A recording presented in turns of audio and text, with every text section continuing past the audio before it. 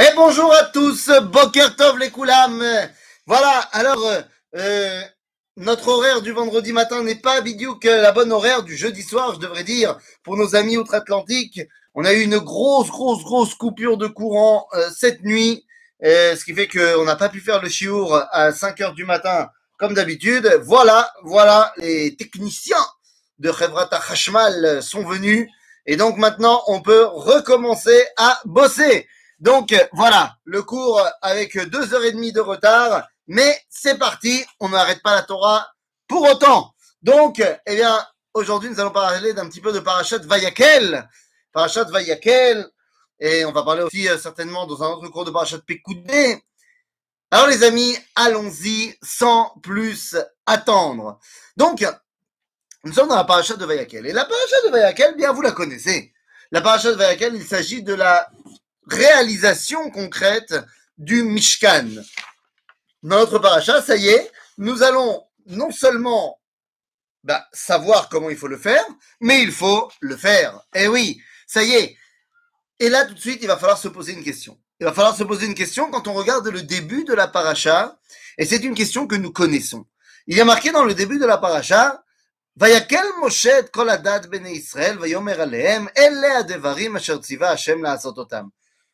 Moshe a réuni le peuple juif et leur dit voilà les choses que vous devrez faire. Et moi, je m'attends à ce qu'on me donne les directives de construction du Mishkan, puisque c'est de cela qu'on va parler, de la construction du Mishkan, la construction du proto-Mikdash. Et là, pas du tout. Qu'est-ce qu'on me dit? On me dit, regardez, ששת ימים תעשה מלאכה וביום השביעי יהיה לכם קודש שבת שבתון להשם כל העושה בו מלאכה יומת לא תבערו אש בכל מושבותיכם ביום השבת. Et là, tout de suite c'est très bizarre puisqu'on est en train directement de me parler du Shabbat. Pourquoi est-ce que on a besoin de me parler du Shabbat en préparation, si je puis dire, en introduction à la construction du Mishkan? Eh bien, tout de suite, je vais vous donner ce que Rachid nous emmène, c'est très connu. Rachid nous dit, pourquoi est-ce que on a mis les versets du Shabbat avant le Mishkan? Que tu saches que la construction du Shabbat, la construction du Mishkan, ne transgresse pas Shabbat. Tu peux pas construire le Mishkan pendant Shabbat. Bon, moi je veux bien, mais est-ce qu'il s'agit ici simplement d'une indication de halakha concrète, alors que nous savons que la halakha, on ne l'apprend pas de la Torah chez Birtav, on l'apprend de la Torah orale, de la Torah chez Be'al Peh. Donc qu'est-ce que cela vient faire ici? Pourquoi est-ce qu'on m'a présenté le Shabbat et le Mishkan côte à côte? D'abord, il faut comprendre une chose. Quand on parle de Shabbat et de Mishkan, ils sont très souvent mis côte à côte. Ces deux mitzvot, ces deux dimensions extraordinaires sont très souvent mis côte à côte dans la Torah. On va retrouver des versets du style Et Shabtotai tishmoru ve'et mikdashi tiraou. C'est-à-dire qu'on va toujours retrouver cette semaine, ce duo de mitzvot, Shabbat ve Mishkan. Et la réponse à pourquoi on a besoin de relier le Shabbat et le Mishkan, c'est que c'est la même chose. Le Shabbat et le Mishkan, c'est la même chose. Il y avait un philosophe juif américain qui s'appelait Avraham Yoshua Heschel, qui dans son livre sur le Shabbat, il écrit un livre sur le Shabbat, à la page 34, il dit Shabbat איננה קיימת למען ימי החולין, אלא ימי החולין קיימים למען השבת. השבת איננה כן, השבת היא פסגת החיים. היום השביעי הוא ארמון בתוך הזמן. Alors, ça c'est la version hébraïque, et il a écrit en anglais son livre, il nous dit que les jours de la semaine, les jours du Shabbat, le jour du Shabbat n'est pas pour la semaine, mais ce sont les jours de la semaine qui nous préparent à Shabbat. Il dit le Shabbat est un temple dans le temps. Et là, il va falloir comprendre de quoi on parle. Quand je dis que Shabbat et Mikdash, Mishkan, c'est la même chose, il va falloir un tout petit peu approfondir.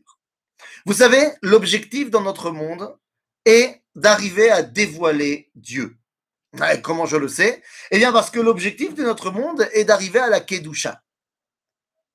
La Kedusha, d'où je sais que c'est l'objectif de ce monde, tout simplement parce que dans le livre de Bereshit, lorsqu'on me parle de la création du monde, l'objectif final de cette création, le 7e jour, on nous dit, Vayevarech Elohim et Yom HaShevi'i vayikadesh oto. Le but du Yom HaShevi'i est d'arriver à la Kedusha. Or, quand on regarde dans le livre de Vaïkra, on va nous dire Kedoshim tiyu ki kadosh ani. C'est-à-dire que Dieu nous demande d'être Kedoshim pour pouvoir atteindre quelque part, entre guillemets, sa dimension de Kedusha, qu'on puisse se rencontrer. En vérité, tout le but de la création est de permettre une rencontre entre le créateur et la créature. Comment est-ce qu'on dit une rencontre? Eh bien, en langage plus usité, eh bien, c'est une date. Et le Shabbat ainsi que le Mikdash Mishkan, eh bien, sont les éléments qui permettent à la date, à la rencontre. Et oui, quand on parle de rencontre, quelle qu'elle soit, moi et ma femme, eh bien, on a besoin de 3 éléments pour que la rencontre ait lieu. Le premier élément, eh bien, c'est l'identité qui doit rencontrer. En l'occurrence, ma femme, moi. S'il manque un des deux, il n'y aura pas de rencontre. Ça, c'est évident. Là, on parle de Am Israël et Akadosh Baruch Hu. Mais ça ne suffit pas. Il faut également, eh bien, une longitude et une latitude. C'est-à-dire qu'il me faut un endroit dans lequel va pouvoir se passer la rencontre. Mais il me faut également un temps dans lequel il va y avoir, au moment auquel il va y avoir la rencontre. Si je dis à ma femme, on se retrouve au canyon, et je ne précise pas quand, eh bien, il n'y aura pas de rencontre. Mais si je dis, on se retrouve demain à 2h, et je dis pas où, ben, il n'y aura pas de rencontre non plus. En d'autres termes, pour qu'il y ait rencontre entre 2 dimensions, il nous faut et le temps et l'espace. Comment est-ce qu'on dit une rencontre en hébreu? Eh bien, en hébreu moderne, on dira une bgisha. Mais en hébreu du Tanakh, on dira leivaed. Leivaed, cela veut dire se rencontrer. De ce mot va être construit un autre mot qu'on connaît très bien et qui est utilisé également pour le Shabbat et également pour le Mishkan, le Mikdash. Quel est ce mot qui vient du terme leivaed? Eh bien, c'est le mot moed. Moed. Eh oui, d'un côté, on parle de Oel Moed. Le Mishkan s'appelle la tente de la rencontre, Oel Moed. Alors que le Shabbat, quand on lit la paracha de Hémor dans le livre de Vaïkra, et qu'on va faire la liste des Moadim, comme on pouvait avoir marqué dans le livre de Vaïkra, quand on va nous dire Ele Moadé Hashem, Asher Tikreu Otam Bemoadam, Ele Moadé Hashem, eh bien, cela veut dire qu'il s'agit ici de temps de rencontres. Et là-bas, dans la paracha donc de Hémor, eh bien, le premier des temps de rencontres, la première de la liste, eh bien, c'est Shabbat. En d'autres termes, Shabbat, en tant que prototype des Moadim, eh bien, doit être mis en parallèle avec le Mishkan Mikdash, qui lui aussi est Moed. En d'autres termes, si j'ai Shabbat ou Pessah, Shavuot, Sukkot, ce que vous voulez, les Moadim, Shabbat en tête, et que j'ai également le bon endroit, eh bien, la rencontre entre Knesset Israël et Akadosh Baruch Hu est bel et bien possible. Mais dans le même temps que je dis cela, eh bien, nous avons un grand problème aujourd'hui, car il nous manque un des éléments. C'est-à-dire que nous avons l'identité d'Israël, nous avons les temps de rencontre, Shabbat ve Moadim, Shabbat et les fêtes, mais il nous manque le Beth Amikdash. Il nous manque le Beth Amikdash. Quelque part, notre rencontre est branlante. Alors oui, certes, celui qui habite en Eretz Israël, il peut un petit peu recevoir cette Kedushat Eretz Israël qui nous approche de Shabbat, nous approche de Mikdash. Aval, ce n'est pas encore au top. Et vous allez me dire, mais non, mais en hébreu, une fête, ça se dit Chag. Effectivement, dans la Torah, une fête, ça se dit Chag, qui vient du mot Chuga, qui veut dire un cercle, un cycle. Car la fête revient de manière cyclique, de la même façon que le sidour qu'on utilise durant les fêtes s'appelle un marzor, parce que c'est une fête qui revient. Très bien. Mais, eh bien, la fête s'appelle Chag. La rencontre s'appelle Moed. Donc, même en Israël, où on peut s'approcher plus d'une rencontre, eh bien, on va dire que la rencontre est quand même derrière un rideau. On n'a pas véritablement la rencontre tant qu'on n'a pas le Beth Amikdash et tant qu'on n'a pas, eh bien, cette Kedusha des Moadim du temps. Donc, on a besoin d'avoir les deux qui vont de pair. Vous aurez compris que Shabbat et Mikdash et Mishkan, eh bien, vont ensemble. Mais allons un petit peu plus loin. Shabbat, Mikdash, c'est la même chose. On a dit même combat, rencontre Moed. Mais je voudrais pousser l'exégèse encore plus loin. Et oui, car on nous dit que les 39 travaux pour construire le Mishkan sont les 39 travaux interdits pendant Shabbat. Moi, je veux bien. Mais Sheela, c'est Lama. Le Shabbat, je pense que je n'apprends rien à personne. Le Kiddush parle de lui-même. Vayichulu hashamayim va'aretz v'chol tzevaam. Vayichal Elohim bayom hashavim melarto asher asa. Vayishbot bayom hashavim mikol melarto asher asa. Kivo Shabbat mikol melarto asher. Vayivarech Elohim et yom hashavim kedushoto. Kivo Shabbat mikol melarto asher bar Elohim la'asot. Vous connaissez très bien ce verset. Ça, c'est le Kiddush du vendredi soir. Mais dans le Kiddush du Shabbat matin, eh bien, on connaît aussi le fait que le Shabbat est considéré non seulement comme étant, eh bien, la concrétisation de la création, mais c'est également pour nous. Ça, c'était le Shabbat de Bereshit. Mais pour nous, il s'agit de Oti, Beni ou Ben Beni Israël, Oti Leolam, qui Sheshet Yamim Asa Hashem. En d'autres termes, le Shabbat, c'est tout simplement en souvenir de la création du monde. Je ne pense que je ne vous apprends rien. Zikaron lemaase bereshit. Zikaron lemaase bereshit, en souvenir de la création du monde. Donc Shabbat, je pense que c'est assez clair qu'il s'agit d'une réminiscence de la création du monde. Et le Mishkan dans tout ça? Eh bien, le Mishkan, en fait, les choses sont encore plus limpides peut-être. Vous savez bien comme moi que le projet de la création, l'idéal de la création, ce qu'on appelle Nézer Abriya, le top du top. Eh bien, vous aurez bien compris que le top du top, c'est qui? C'est moi. Enfin, c'est toi. Enfin, c'est l'être humain. Adam, c'est lui qui est l'idéal de la création. Eh bien, dans la mesure où Shabbat vient nous rappeler la création du monde, eh bien, le Mikdash vient remettre en valeur cette dimension de l'homme qui est, eh bien, l'idéal de la création. Le Mikdash, le Mishkan, fonctionne comme un être humain, vous aurez remarqué. On l'a expliqué dans les parachutes de Troumat et Tzavé. Le Mikdash fonctionne comme le corps humain. Il y a le cerveau, c'est le Kodesh HaKodashim, Aaron Abrit. Il y a également, ensuite on sort du cerveau, on descend, il y a les yeux, c'est la Menorah. Ensuite, au milieu, il y a le nez, il y a le Mizbeach HaKetoret où on va mettre l'encens. Ensuite, on descend, il y a la bouche. Et la bouche, c'est le Shulchan Lechem Apanim. Ensuite, on sort, il y a le cœur. Et ça, ce sont les Kohanim, Shem Lev. Et ensuite, on descend, il y a les tripes, c'est le Mizbeach sur lequel on va faire tous les korbanot. Rabotai, Amigdash, c'est Adam. Dans la mesure où le Mikdash est la représentation de l'homme et qu'il est le microcosme du monde, eh bien, vous comprendrez pourquoi le Mishkan, Mikdash et le Shabbat, eh bien, sont intimement liés. Mais si on voulait aller encore plus loin pour bien pousser la compréhension, nous avons dit que le Shabbat et le Mikdash sont au Davar. Et on a expliqué pourquoi. Et que donc les travaux interdits pendant Shabbat sont les travaux interdits pendant, eh bien, la construction du Mishkan. Il y a 39 travaux.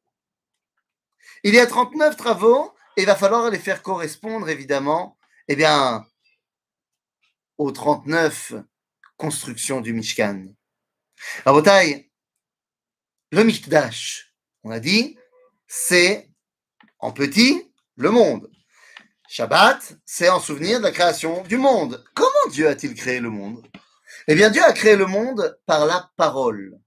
D'après la Mishnah dans Pirkei Avot, dans le 5e chapitre Mishnah 1, eh bien, nous dit la Mishnah, Be'asara ma'amarot nivra ha'olam.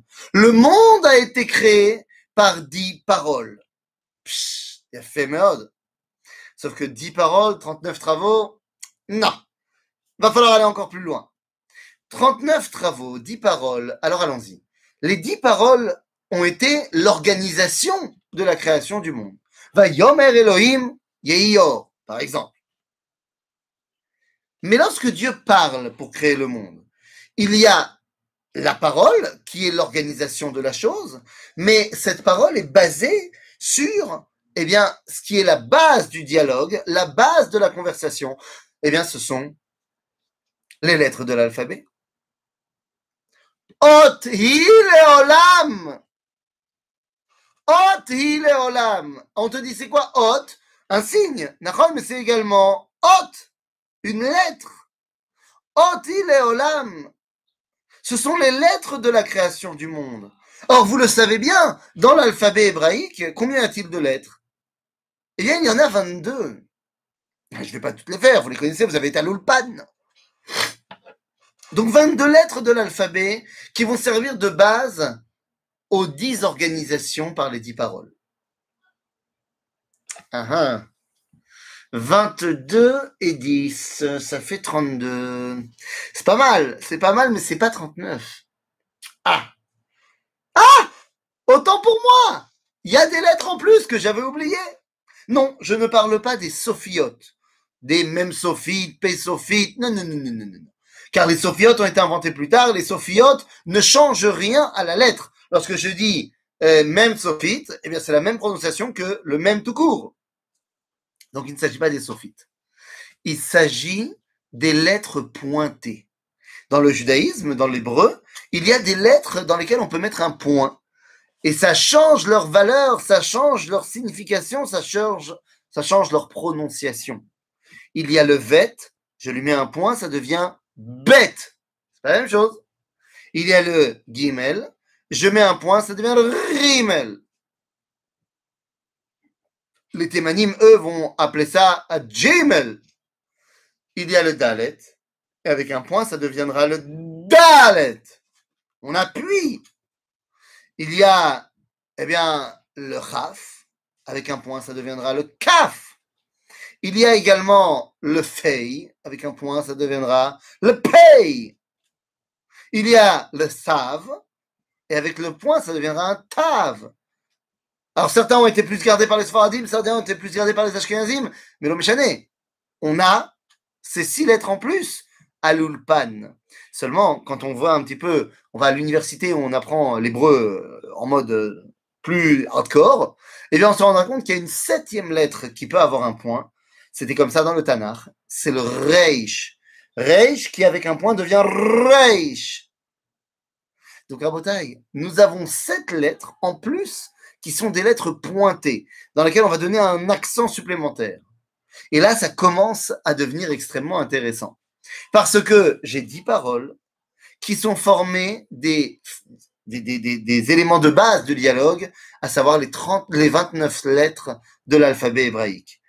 10 paroles, 29 lettres, j'arrive à mon chiffre de 39 tant attendu. Ah! Et si je voulais aller encore plus loin? Oui, ce matin, on fait des maths. Si je voulais aller encore plus loin, je vous amènerai ce qu'écrit Rabbeinu Saadia Gaon. Rabbeinu Saadia Gaon, eh bien, va écrire un des premiers, si ce n'est le premier livre de grammaire hébraïque. Son livre s'appelle Agron.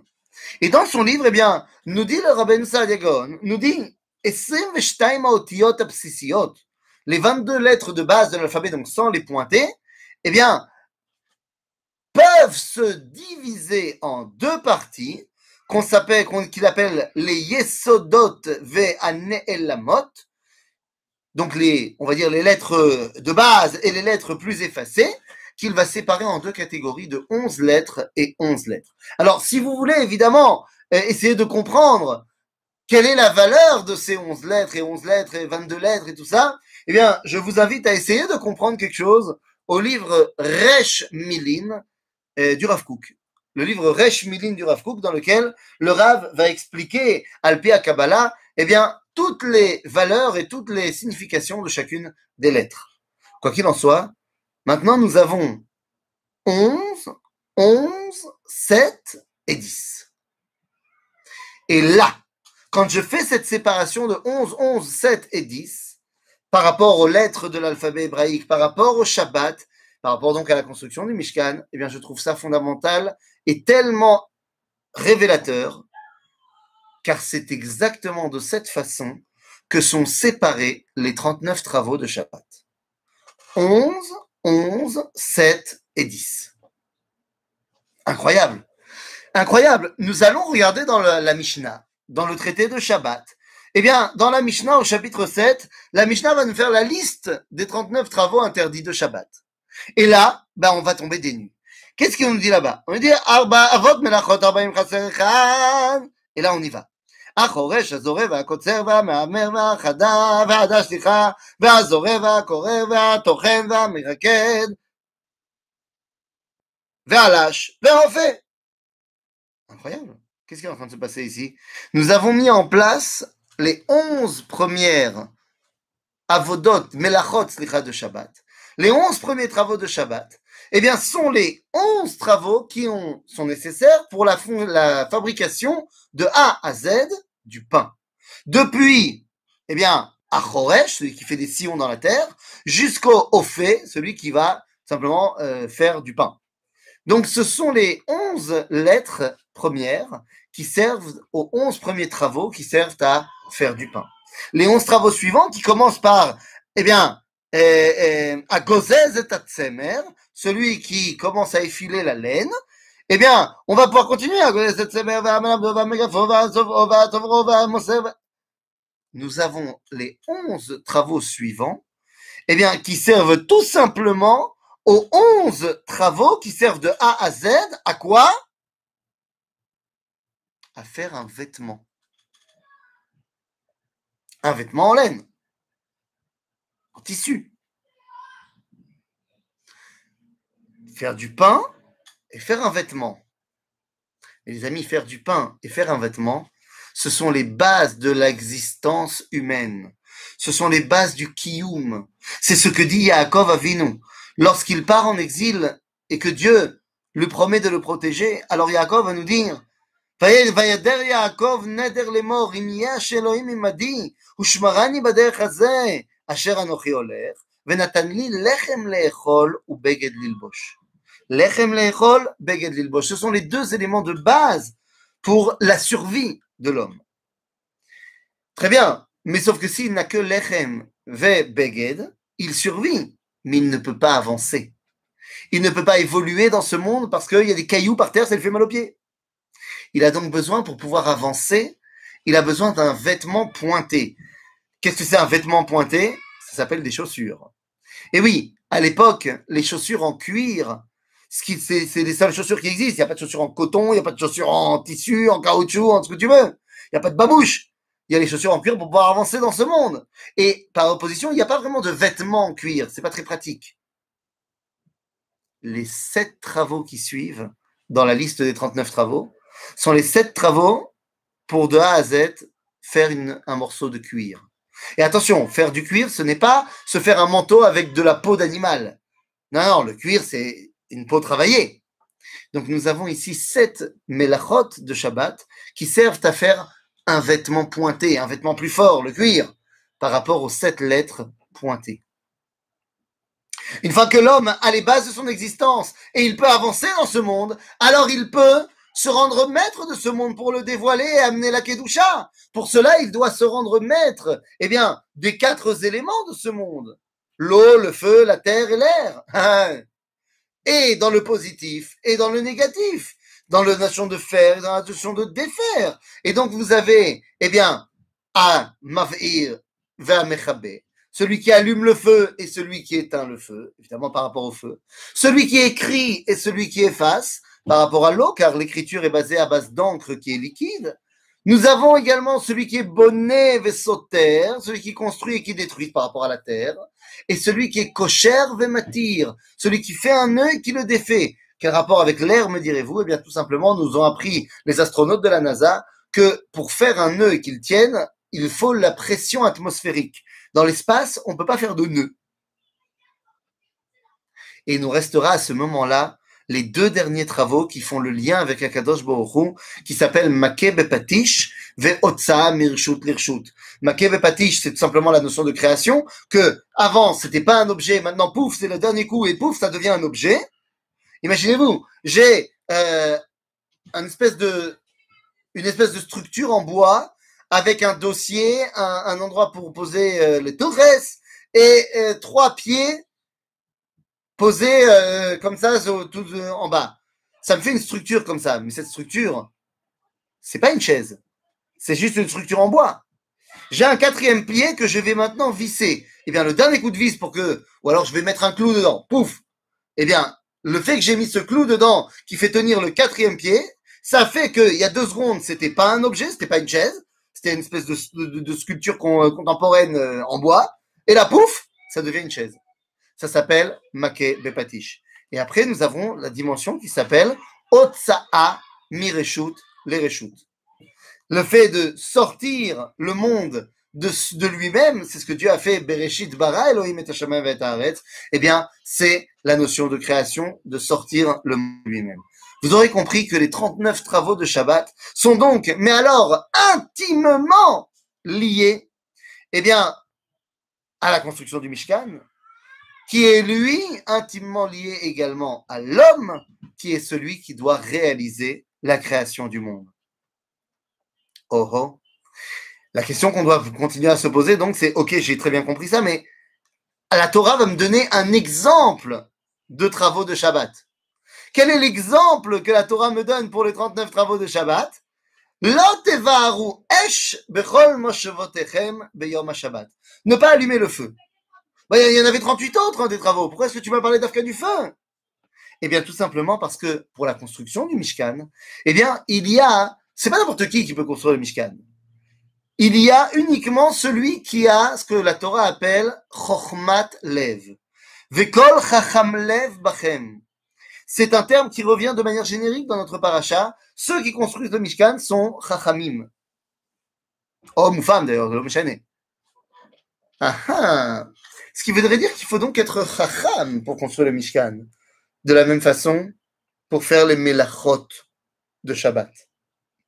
Vous savez, lorsque je suis revenu à la Torah et que je retournais chez mes parents les premières années, eh bien, lorsque arrivait le moment de Shabbat, je disais à mes parents, vous inquiétez pas, j'y vais, je reviens tout seul, parce que mes parents avaient l'habitude d'aller à la synagogue, mais en voiture. Et donc, moi, je voulais pas prendre la voiture, mais je voulais pas les embêter. Donc, j'ai dit, moi, je me débrouille tout seul. Et à chaque fois, mon père, parce que c'est un sadique, alors il disait, non, je viens avec toi.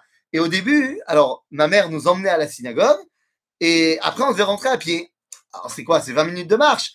Mais mon père, à chaque fois, il me disait, Tav, non, écoute, franchement, vous êtes un peu saoulants, les religieux, parce que franchement, je veux bien comprendre que à l'époque, dans le désert, c'était un travail épuisant de devoir aller chercher du bois, allumer du feu, tout ça. Ok.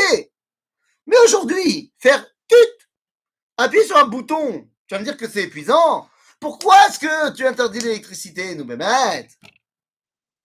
C'est un travail. Alors, je voulais pas rentrer avec mon père dans la marloquette entre le Chazon Ish, Rebbe Shlomo Zalman Auerbach. Est-ce que l'électricité, c'est oui, un circuit fermé qui s'appelle bonnet, ou est-ce que ça s'appelle pas bonnet, ou est-ce que la lampe à incandescence, eh bien, la lampe à incandescence à l'époque, eh bien, ça s'appelle bichoul, parce que c'est le fil de tungstène qui est en train de changer de propriété chimique. Non, je suis pas rentré là-dedans. J'ai dit à mon père, tu sais, papa, il n'y a aucun interdit de travailler pendant Shabbat. Comment ça? Il me dit. Il dit, je lui ai dit, tu sais, il y a une différence entre la avod et melacha.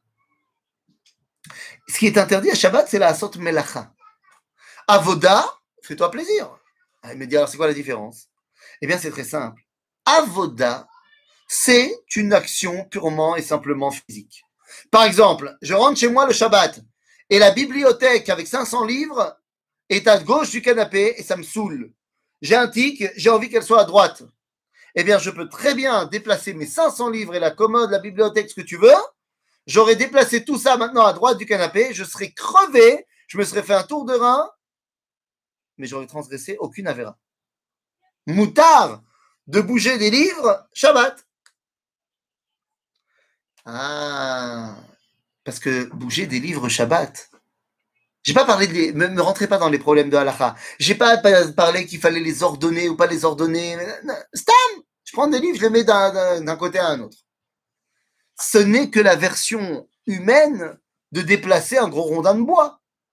Et déplacer un rondin de bois d'un point A à un point B parce qu'il me dérange, bah ça, tu me diras, mon ami, les éléphants, ils le font mieux que moi. Hein. En d'autres termes, c'est pas une action qui est fondamentalement humaine. Alors qu'appuyer sur le bouton, c'est pas fatigant. Mais posons-nous la question, combien d'esprits extrêmement développés a-t-il fallu pour arriver à Thomas Edison et son ampoule?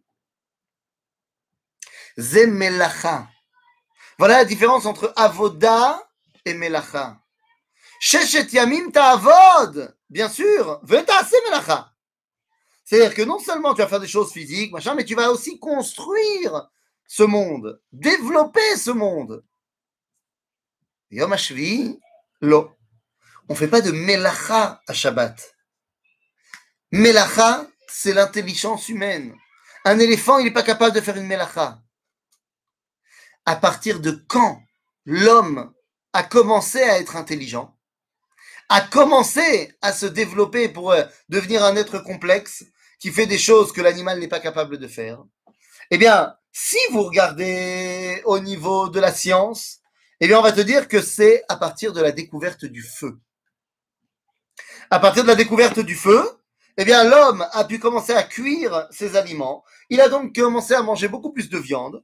Avec ses protéines, son cerveau s'est développé énormément, qui lui a permis de commencer à faire des objets complexes.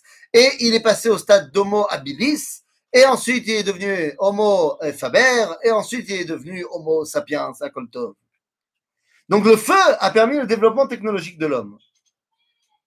Vous comprendrez donc que l'exemple qui est donné pour les melachot de Shabbat, c'est Lotevaru Esh Bechol Moshevotechem Beyom HaShabbat. La dimension du feu qui permet à l'homme de grandir. Vous allez me dire, ouais, mais moi, j'ai pas envie que tu m'expliques cette histoire de l'homme qui a découvert le feu il y a des centaines de milliers d'années. Non, ça me dérange. Ah, toi, tu veux parler d'Adam Arishon, En Shum Ba'aya. À Motsei Shabbat. Motsei Shabbat, vous le savez comme moi, Adam Arishon était en bad. Il était en dépression totale. Pourquoi Adam Arishon était-il en dépression totale et à la fin de Shabbat? Eh bien, pour une raison très simple. Ben oui, c'est qu'il faisait tout noir. Lorsque Adam est rentré dans le Shabbat, il venait de fauter, mais il y avait les bougies encore de Chava. Le lendemain, il a fait jour. Et puis arrive Motsei Shabbat, il fait tout nuit. Et Adam pense qu'à cause de sa faute, nous dit le Midrash, Aolam choser le tohu vavou. Ah, alors que faire? Eh bien, à ce moment-là, Akadosh Baruch Hu va lui donner quelque chose. Vous savez, dans le mythe de Prométhée, dans la culture grecque, eh bien, les dieux sont en compétition avec les hommes. Il n'y a pas une véritable osmose entre les deux, si bien que Prométhée, eh bien, est obligé d'aller voler le feu aux dieux, pour le donner aux hommes. Zeus va en être informé et donc il va être extrêmement énervé contre Prométhée, il va l'attraper, va l'enchaîner sur une des montagnes du Caucase et à ce moment-là, un aigle viendra et lui mangera le foie chaque jour et chaque nuit, le foie repousse et le lendemain, eh bien, Prométhée se refait manger le foie. Tragédie grecque. Si un jour d'ailleurs vous allez vous balader sur les montagnes du Caucase, eh bien, si jamais vous voyez un homme barbu avec le foie dévoré, eh bien, direz bonjour à Prométhée. Quoi qu'il en soit, dans la Torah, le Midrash nous dit autre chose. Que lorsque Adam a été extrêmement triste, eh bien, Akadosh Baruch Hu est venu le voir et lui a dit, regarde, tu vois ces deux pierres là par terre? Prends-les et frotte-les ensemble. Tu verras, tu vas kiffer. Après, Adam a pris les pierres, les silex, il a frotté et est sorti de l'eau. De l'eau, n'importe quoi, et est sorti du feu. Mais attendez, si Dieu voulait donner le feu à l'homme, pourquoi il lui a pas donné une torche allumée? Parce que Dieu veut donner le feu à l'homme. De là, on voit qu'il n'y a pas de compétition entre le Dieu et l'homme dans le judaïsme. Mais au-delà de cela, il ne veut pas lui donner simplement une torche. Il veut que l'homme participe à la création du monde. Rabotai, Shabbat, Mikdash, vous avez compris maintenant pourquoi est-ce qu'ils étaient complètement parallèles. Et ce sont les deux dimensions que le peuple juif a besoin pour pouvoir rencontrer Dieu. Mais attention, cette dimension de Mikdash et de Shabbat, de Am Israël qui peut rencontrer Akadosh Baruch Hu, eh bien cette dimension-là ne peut être atteinte que lorsque l'homme y remplit son rôle, que lorsque l'homme y construit le monde. Car comme on l'a dit, Dieu a donné des silex à Adam, il veut qu'il participe. Comme on l'a dit ultérieurement également, eh bien précédemment, eh bien on a vu que dans le Kiddush, on a dit Ki vo shavat mikol melachto asher bara Elohim la'asot. que Dieu a arrêté de bosser pour que nous puissions faire. Nous avons donc une réalité extrêmement complexe, car Dieu a créé le monde en 6 jours. Ah, ça devait être la guerre. Ça devait être la guerre dans les cieux. Comment est-ce qu'on crée le monde? C'était la véritable première guerre des 6 jours. Les 6 jours de création qui ont amené finalement à l'homme. Et ensuite, dans le 7e jour, puisque Vayerev Vayivoker Yom HaShishi, le 6e jour est terminé. Ah oui, car je ne vous l'ai pas dit. Chaque jour de la création est composé d'un schéma identique, à savoir projet, réalisation, observation, conclusion. C'est le schéma qui revient dans chaque jour de la création. Par exemple, dans le premier, c'est le plus simple à comprendre. Vayomer Elohim yehi or, que la lumière soit, c'est le projet. Vayehi or, c'est la réalisation, et la lumière fut. Vayar Elohim et haor kitov, et Dieu a vu que la lumière était bonne, c'est l'observation. Vayer vayivoker yom echad, la conclusion. Eh bien, dans chacun des différents jours de la création, il y a ce même schéma. Et on arrive à la fin du 6e jour, il y a marqué Vayer vayivoker yom hashishi. Zéou. Et à ce moment-là commence, tout simplement le 7e jour. Et Femot commence le 7e jour. Et on nous dit, Vayichulu hashamayim va'aretz v'chol tzevam, vous connaissez le verset par cœur. Vayichal Elohim bayom hashavim, l'arto asher asa, vayishbot bayom hashavim, comme l'arto asher asa. ויברך אלוהים את יום השביעי ויקדש אותו, כי בו שבת מכל מלאכתו אשר ברא אלוהים לעשות. Et il manque ce dernier verset, וירא ויבוקר יום השביעי. Il n'est pas marqué. Eh bien, qu'est-ce que ça veut dire qu'il n'est pas marqué? Ça veut dire tout simplement que d'après la Torah, le 7e jour n'est pas terminé.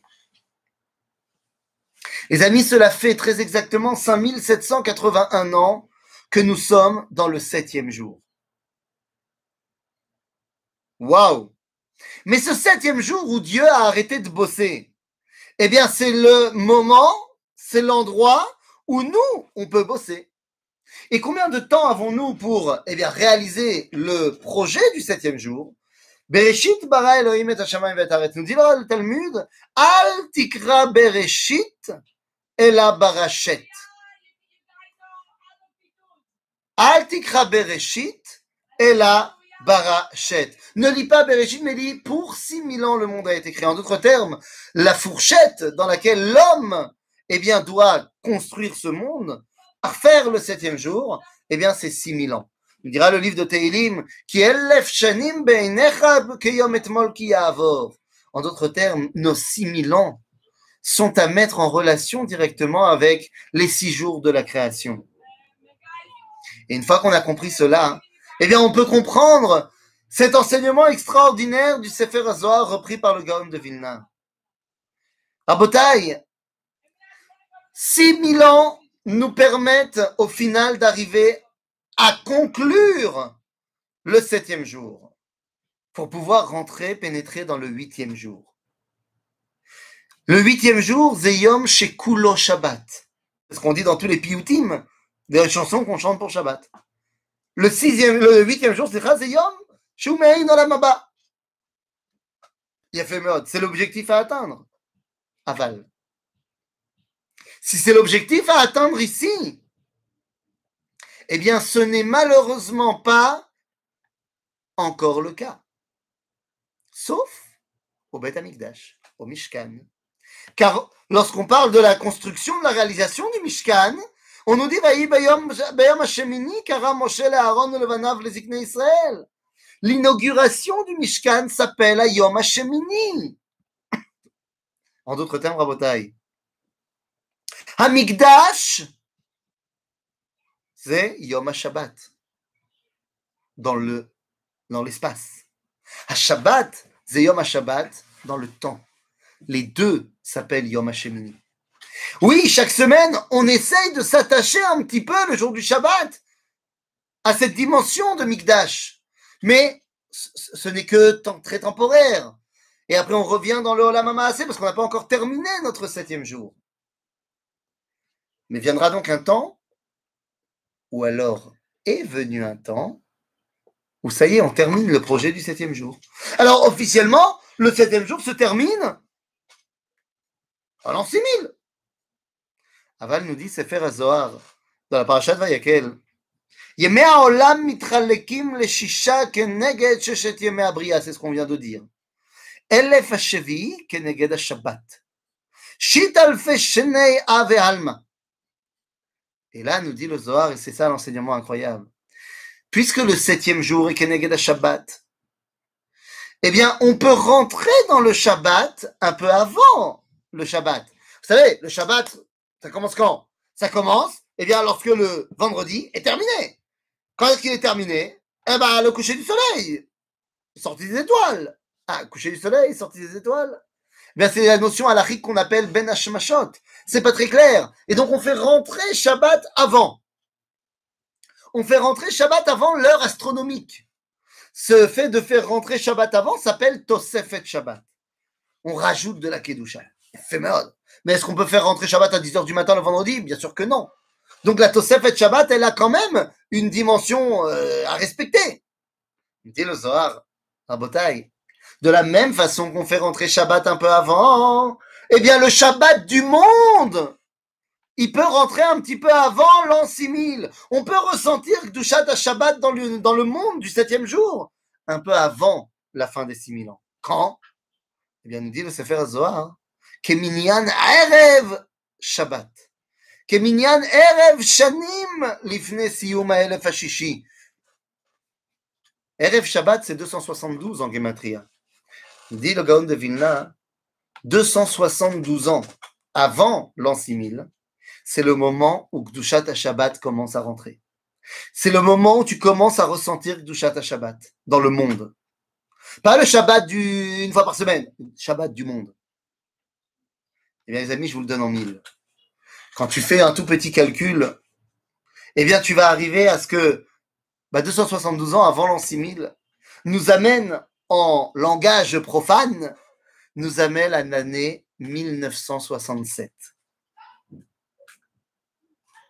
L'année 1967, Rabotai, c'est la guerre des 6 jours. Oui, vous m'avez bien compris. Il y avait la guerre des 6 jours pour la 6 jours de la création.